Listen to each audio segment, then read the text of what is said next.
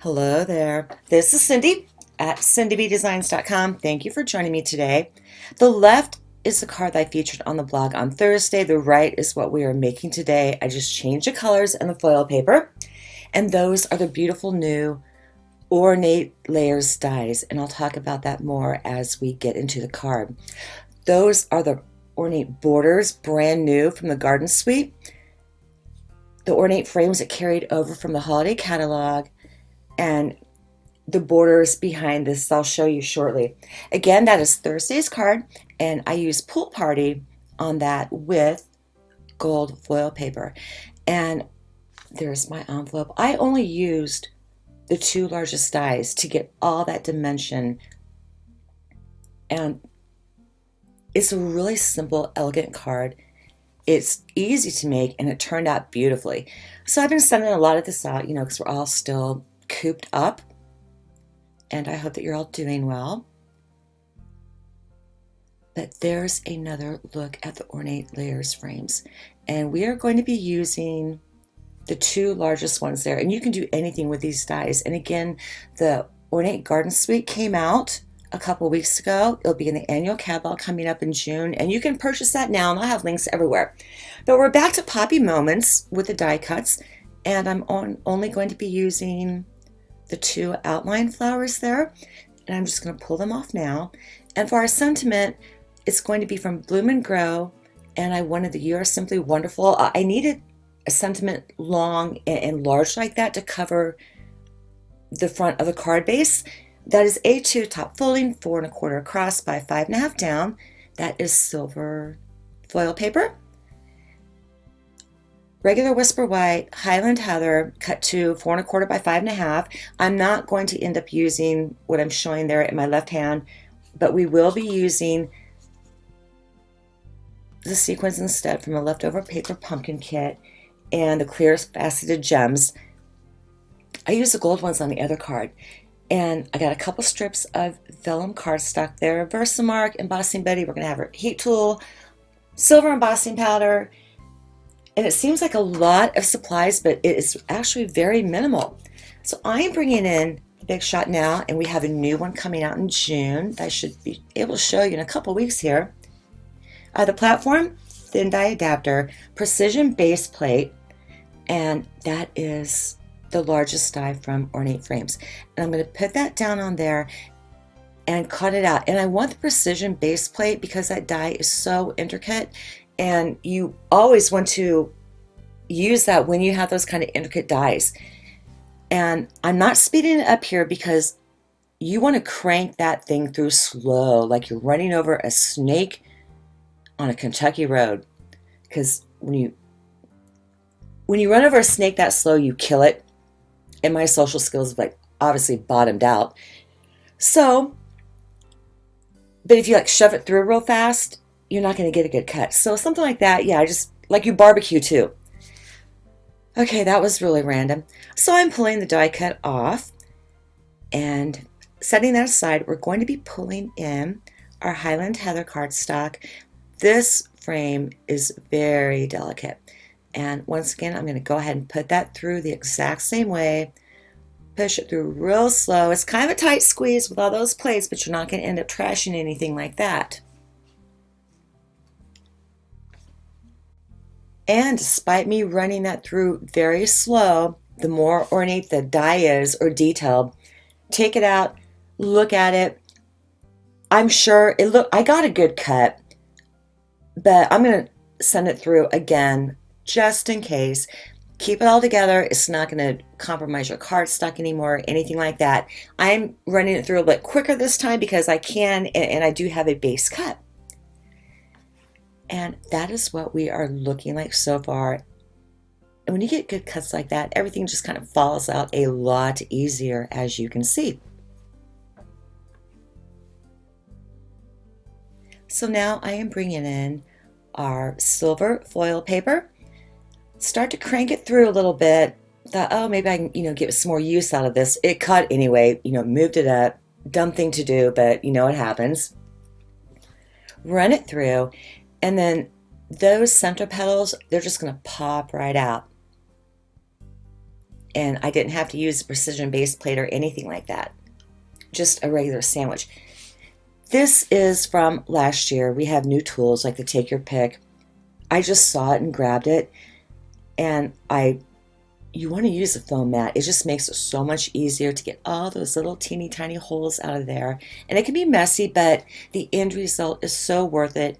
And our tools and products just pretty much cover you all the way around with everything. There is where we are at so far. And I'm going to be pulling in my Stamparatus. We're going to be doing our sentiment.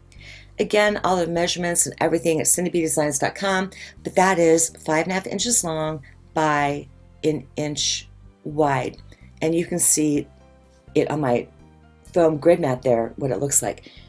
I took the embossing buddy, laid down a little bit of powder there, just for my greasy fingers and everything. I'm going to straighten out the sentiment, get it top to bottom, left to right, centered up, because I'm going to have to, fold that around one of the layers there. So I'm inking that up with Versamark real well and give that a nice impression.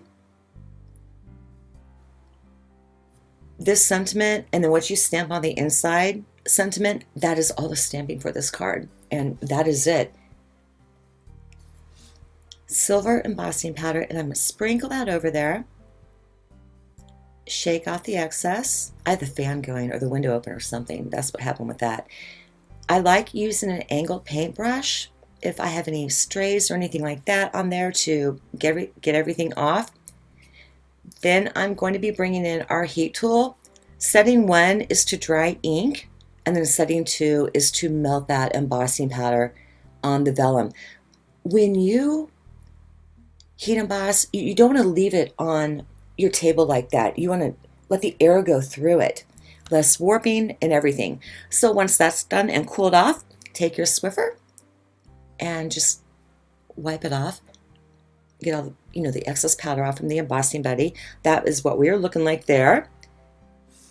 And now we are going to put everything together. And again, I love this card, how it turned out. The dimension is fantastic, and it's super easy. In the meantime, I put Stampin' Dimensionals on the back of the Highland Heather panel there. And I'm going to put that right in the middle, center it up top to bottom, left to right. Take a look at it, figure out what I'm going to do next. I put some Stampin' Dimensionals on the back of our silver foil poppies there. I'm going to peel them off. And the large one's going to go towards the bottom right, and the small one's going to be more so towards the top left. I brought in the card base just to make sure I didn't place it to where it might hang over the card front and fit wonky in my envelope, one of those measuring things. And now I'm just taking the backing off of the silver flower and putting that down. Oh yes, no manicure too. I'm bummed. The 2 I have left, I'm calling them my ride or die. What is it? Ride or die? Yeah, my ride or die nails. Anyhow, I'm pulling back in our vellum sentiment strip there, making sure it looks all pretty, and getting the wording centered up. And I'm going to lightly fold it over a little bit, pull it off, and then line it up so I have straight edges, and give it a nice burnish with my bone folder.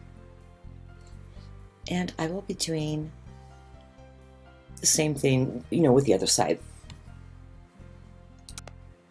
I'm also using just some basic office tape, and you can see that on my finger there. I'm going to use that to secure it on the underside, flip it over, and make sure that's okay. But I do have an Ornate Frames or the Ornate Garden Suite class going on right now, so be sure to pick up this suite. You get an additional discount with me, and go ahead and join the class that we're all doing, since we're all still inside and everything, and kind of losing hope here a little bit, but we'll get through it. I'm personally done isolating. It's been 5 weeks, yeah.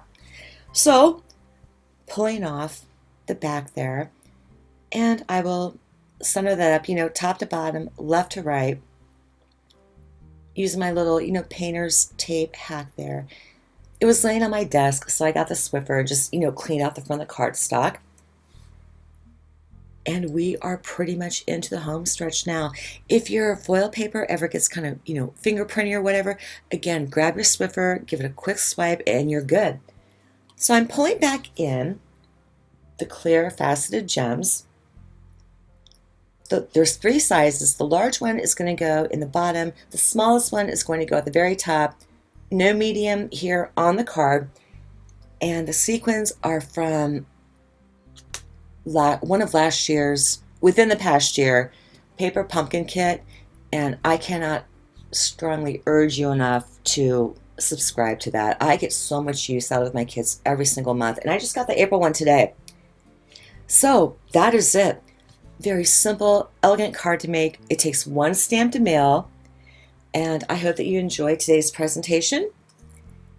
Have a great weekend. Take care, be well, God bless, and I will see you again next week. If you need anything, please let me know, and don't ever hesitate to email me, call, or shoot me off a text.